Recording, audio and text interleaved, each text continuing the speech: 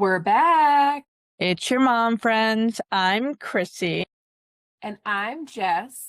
And on this episode, we're going to chat with Kyli, founder of Wild Womb, childbirth educator, and mom of two. Kyli shares how her own pregnancy and birth experiences inspired her passion for helping families feel informed, empowered, and supported through their parenting journey. We dive into maternal mental health, self-advocacy, navigating the transitions of motherhood, and the importance of building a strong support system along the way. This is an honest and encouraging conversation for moms in every stage of the journey. Welcome to the podcast, Kyli. Thanks for hanging out with us today.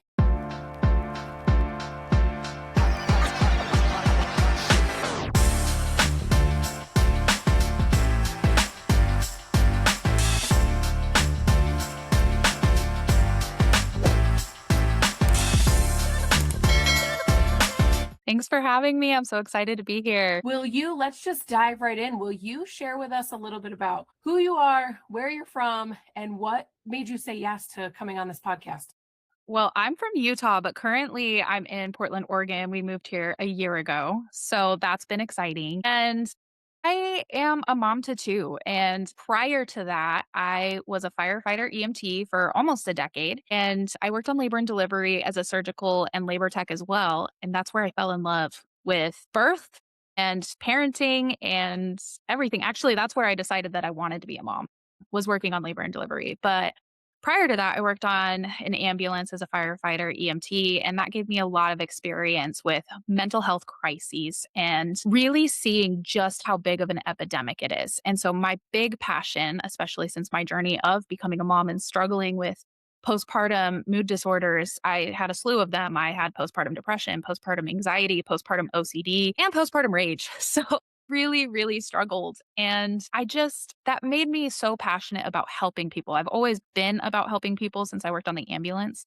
but that's what drove me specifically to want to work with parents, not just moms, parents, because it affects both parents. My husband actually had postpartum depression as well. And I want to help families mitigate their risk of having postpartum mood disorders and help them through it if they do develop one. And I wanted to be on this podcast because I listened to your podcast and I remember the very first episode. Because I've listened to all of them, I listened to the very first one and I just was like, we are on the same mission. We are on the same mission to help parents and help their mental health because ultimately, this is a side note. I grew up in a highly abusive household. My mom didn't want me. And I've come to the realization since becoming a parent that I believe a lot of it was due to her mental health. I think she had very, very severe mental health issues after giving birth to me and my brother and my sister. And because of the times and the stigmatization of society, I grew up in Utah, the Mormon church and their, I don't know, perfect family view, I think she really struggled to get help. I don't think she had the access. I don't think she had the resources or even the knowledge that there was help. And I think that carried on throughout her life because she never had that. And I think that it's so important because our mental health as parents affects our children for the rest of their lives. And it's our responsibility to ourselves because we deserve happiness and we deserve hope and joy in our lives. And so do our kids. They deserve to see us have happiness and hope and joy because that's going to teach them that they deserve happiness, hope, and joy. I love all of this. Yeah, I mean, so much what you said. I mean, it's generational, right? And it's the way that your mom was raised and how her parents were raised. It's generational, and I truly believe, Jess and I say this all the time. We're doing the best we can with what we have, and when we Yes. know better, we can do better. And so, I think sometimes mental health is the true problem. And once you know that that's the problem, then you know what type of help you might need to get treatment for it, and then you can do better. But until you know that, and oftentimes that's your norm. That's a family's cultural norm to live in that dysfunction or fight and flight or whatever it is. And I don't want to label it or make it sound good or bad or anything. I'm just saying, like, when you live in that and you don't know anything else, it's hard to know what else there is out there and that there's life beyond the survival. Sure. Or even being okay, because we can know, but like Kyli talked about, the stigmatisms around being okay with getting help, being okay with asking, being okay with saying, I'm not okay and I need help and I need support. I think sometimes we even know that we need it, but we we're too scared to speak up. We're scared of what that one will make us look like, even to our family, our friends, but also to, I know that there's real fear about, like, if I say that I'm not okay, will they take my kids? Will somebody, feel like they are going to report me, or the school's going to say something, or there's like real fear around what that does to your family and your kids. Like, will somebody come in and call a protective services or something like that? So I know that there's a lot of fear around speaking up around this exact topic. Will you, with what you're comfortable with, share a bit about your postpartum journey, and that you spoke to the depression and the anxiety and the rage, and what that looked like for you, and what the point was in which you were like, I need some support, or what did that journey look like? Yes. So with my first of all, I had a really hard pregnancy. My thyroid failed almost immediately. I had severe depression to the point that they almost wanted to involuntarily admit me because no one knew that my thyroid was failing at this point. They just thought I was severely depressed. And then they finally tested my thyroid, and your TSH is only supposed to be like below 3 when you're pregnant. Mine was 60 by the time they tested me. And so that was a major cause of my severe depressive disorder. And then later in my pregnancy, I was in a massive, almost deadly car crash at 29 weeks and 4 days. And that caused prodromal labor. We were able to stop the delivery of my baby and keep her in, but it did cause prodromal labor that would come on anytime I did anything. I mean, anything. If I walked too far, I had to stop work, and it was exhausting. And so it was just a really hard journey throughout pregnancy. And then postpartum, my beautiful daughter, she did not sleep. And I know that parents are like, oh, my baby doesn't sleep through the night. And I think that that rings true for a lot of people. However, there are some people like myself who genuinely mean they do not sleep. She never slept more than 30 minutes at a time, day or night. And sleep deprivation is a form of torture. So me and my husband were going absolutely crazy, and we were exhausted. And we finally came up with a system where I would sleep from 9 p.m. to 1 in the morning, and I would just know that he had it. And then he would sleep from 1 in the morning until he had to leave for work. And that way we could get kind of a chunk of sleep, because it was every half hour she was up for 2 years. She just didn't sleep. And it turns out she has pretty severe autism. And I guess that's a driving factor. I guess that's common with autistic kids. And now she takes melatonin.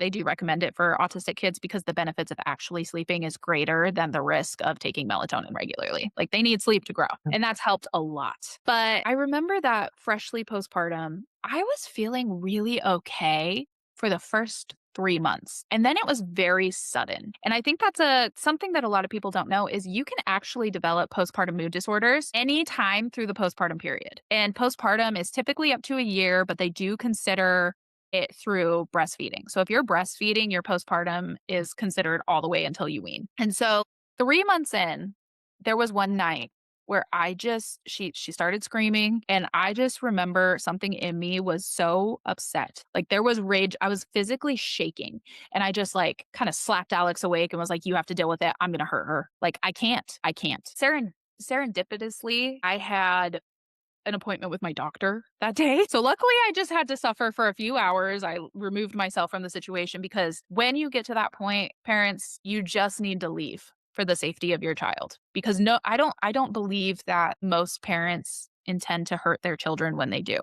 Correct.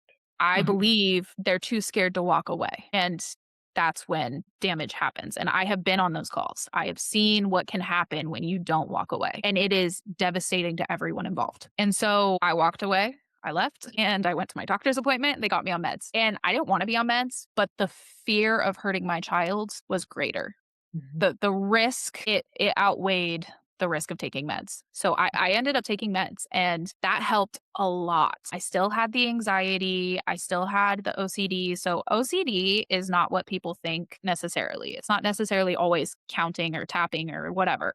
It's also repetitive thoughts. And so I had very repetitive, anxious thoughts. Like, are they breathing? Are they? And I would because I worked on the ambulance, I could physically see my child stop breathing, even though she was totally fine. I was having straight up hallucinations of her turning blue. And I had to get to the point where I had to ask my husband, is this real? Is she really okay? And as soon as he would say, yeah, she's okay, it would kind of dissipate. But I just had these like intense thoughts of her not being okay from emergencies I had seen in my past. And then there's the rage. That honestly didn't hit me in my first pregnancy, I don't think, other than that one night, as much as it did in my second. My second, that postpartum, I had a lot of rage, a lot of rage. I also had severe depression throughout my second pregnancy. And you can get like perinatal depression and anxiety, and you can take medication for help. So I strongly advocate for when I teach people and I discuss with parents during their pregnancy, I strongly recommend that during your pregnancy, you set up an appointment with a therapist or a psychiatrist for after your estimated due date. So I say,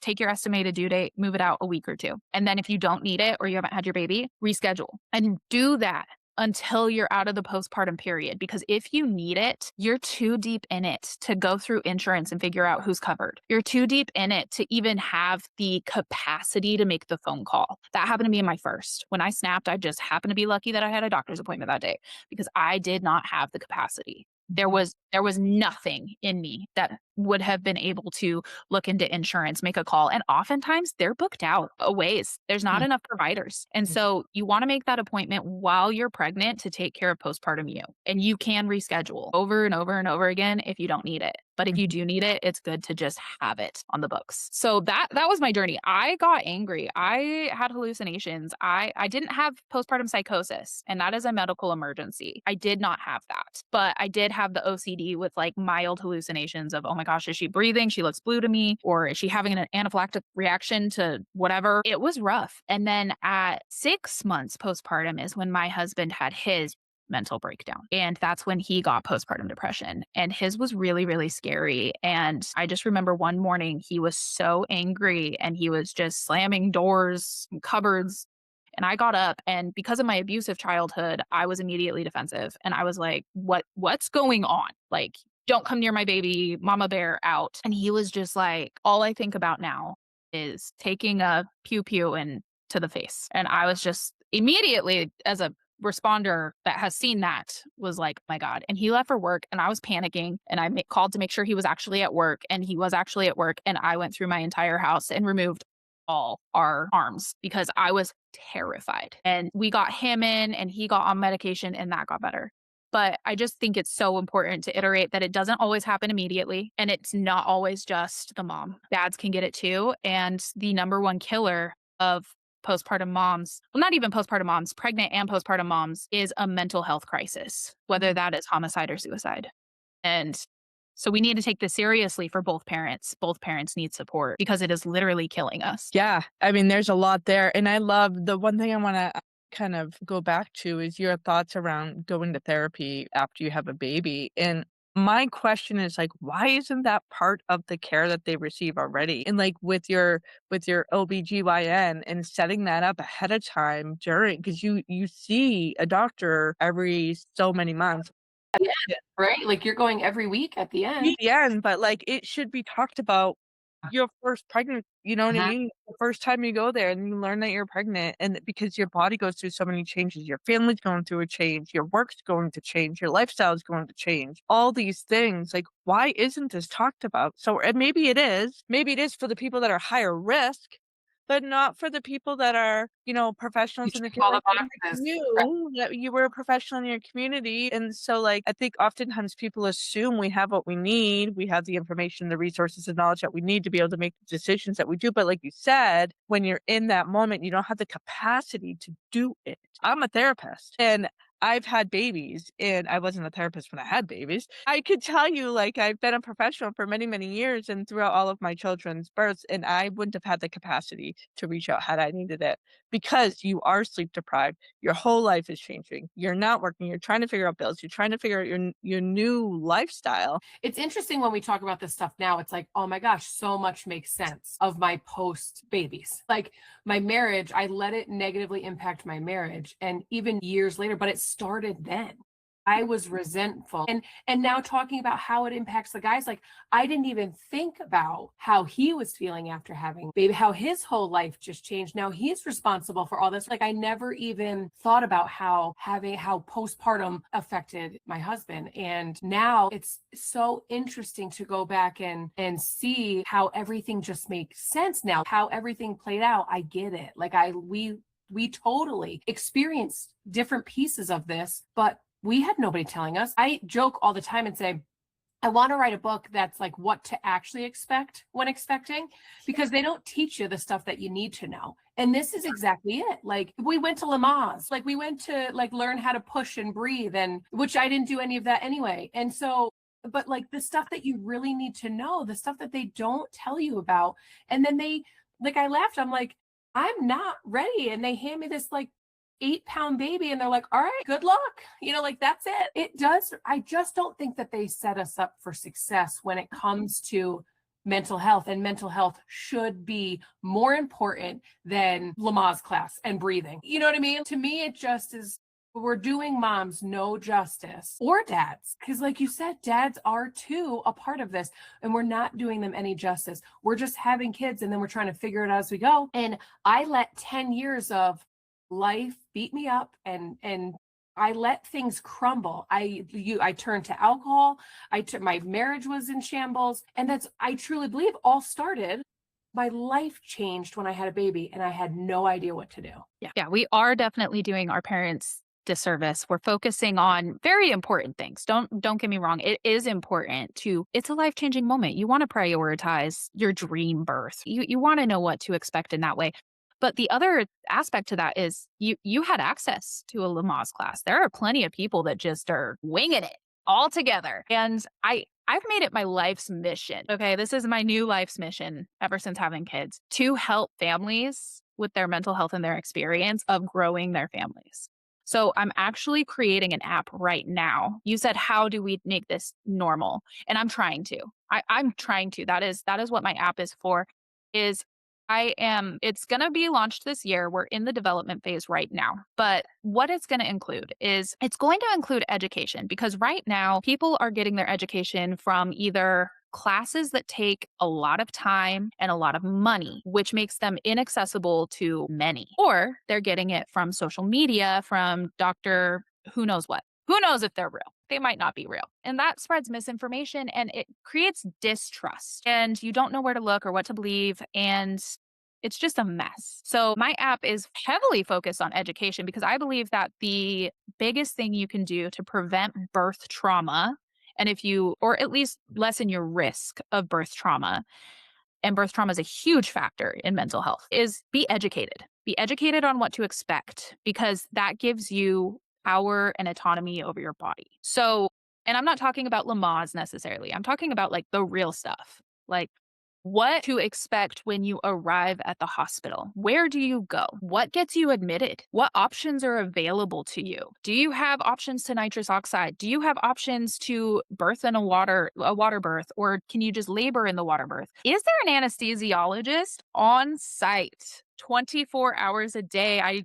There's so many families that don't even realize that isn't the standard everywhere. And if there is not an anesthesiologist when you want your epidural that's there, you are going to have to wait and you are going to have to cope. And that matters. That matters. You need to prepare for that. It can be really traumatizing if you're like, my birth plan's an epidural, and you go in at 2 a.m. and there's not an anesthesiologist there, and you're left for hour, 2 hours waiting for an anesthesiologist to arrive, So we have education on that is scrollable like social media, so that it's in bite-sized clips, so that you can do it when you have time instead of carving out an entire weekend to learn. So you can scroll, it feels like social media, but we vet every single person that's going to be uploading their educational content for their license, their certifications, and that they're working in their field. And then we also make sure that it's not algorithm driven the way that social media is. It is not a popularity contest. If you find someone that you learn really well from, you can follow them and that will prioritize in your feed. And you're going to be seeing people that are closest to you first.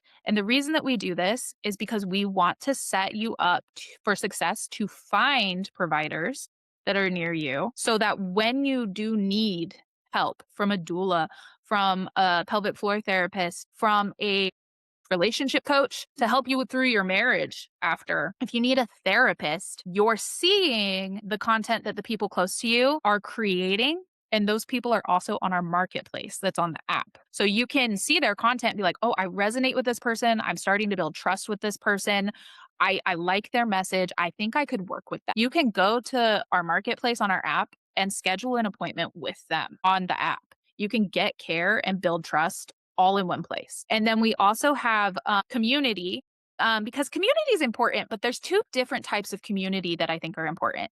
The first type is what everyone thinks of and that we're all really disappointed in. And that's the community that shows up, the community that brings you the food, the community that mows your lawn, does your laundry, cleans your house. And we actually on our app have a feature that makes this way more fun. It's slightly passive aggressive and it's just kind of you can send a calendar with a list of things you come up with that you want help with. Like if you want meals, you can put that on there. If you want someone to come mow your yard in the middle of summer, you can put that on there. If you want someone to come do laundry, you can put that on there. And you can send this calendar to your family and friends that are close to you and they can just sign up to come help you and everyone can see it. So you're not going to have double lasagnas on Wednesday. They can see that someone's already bringing you a meal that day. And it just makes it more of the standard, I think, for people to be like, okay, we're going to start showing up for our parents. We're not just going to show up and be like, where's the baby? Like it creates the standard and expectation of, no, I need support as a parent. Yes, we're excited about the baby. We want you to see the baby. And the priority is helping me through this difficult time. And then the other community feature we have, the other type of community that I think is important is community that truly understands what you're going through. So not every person is going to have a NICU baby. Not every person's going to be having multiples. Not every person's going to go through loss. Not every person's going to have an autistic child. And so we have community spaces that are segmented. So when you log into our app, you put your estimated due date, and that will segment you into that estimated due date month. So if you're due January 2027, you're going to be with other parents that are due January 2027. That way, as you're going through your journey, you can be talking to parents that are in the exact same stage as you. They're also getting their anatomy scans. They're also starting to feel kicks. You're not talking to somebody that just popped positive on a pregnancy test and it's totally irrelevant experience to what you're going through. And then you can further segment. If you've experienced loss, you can join that group. If you're having multiples, expecting multiples, have multiples, if your child is born early or in the NICU for some reason, you can join that group and get support from other NICU parents that are going through it currently. Because the last thing you want when you're in a crazy circumstance like that is for somebody who has no idea the fear, the guilt, the just devastation and the stress being like, it's gonna be okay. And you're like, that's not what I want to hear. You want to hear somebody being like, yeah, this is hard. This is what I did. This is what I'm doing. This is what I'm going through. You want people to connect with on that real tangible level. And so we have those spaces for you. And the best thing about our app that I truly believe this is the best thing is our subscription is for both parents, but separate accounts. So when you subscribe to our app, mom has her own separate account and dad has his own separate account, and they're both included in the price and they're not connected. So mom's not seeing what dad's saying in the community spaces because you truly do need a space to openly talk about your actual feelings about the circumstances happening, right? It's not helpful to mom to read her husband typing in his community like, man, she's a raging bee today and she's so cranky. And is anyone else's wife doing this, that, or the other? Like that's not helpful to her, but it is helpful to him. And they need a space to do that because that's their experience of the process. And they deserve to be able to find community and support through that. And so I think that's the biggest thing I'm proud of about our app is we really are hoping to make this a family event from day one. Dad is part of it and experiencing it, and his emotions and feelings matter from day one. And I really believe that through education, access to care through our marketplace, through a variety of different providers, not just therapists and doulas. And I do really, really want to get to the point where we have on-demand therapists and doulas. So if you're like in labor and your husband's stuck at work or somewhere and they're not there, you can be like, I need virtual support right now. Like I need somebody on my side. And you can log on. Like I really hope we get to that point. But education, access, and then community, both in person and situational, because that matters. It does matter. And I believe that if we tackle those big points, we can really mitigate and lessen the extent that our mental health crises go. I just have a quick question. Is this so I love this app and I love all the things. And I think Chrissy and I should chat with you after about this app. Will there be support for like older, or is this a specific age range? We dream of it being lifelong. Like that is the goal of the app, is to grow with parents. Right now, because I'm funding this entirely by myself, this is straight out of my pocket, and I'm a stay-at-home mom, so this is actually straight out of my husband's pocket. And he's very supportive, and I'm blessed.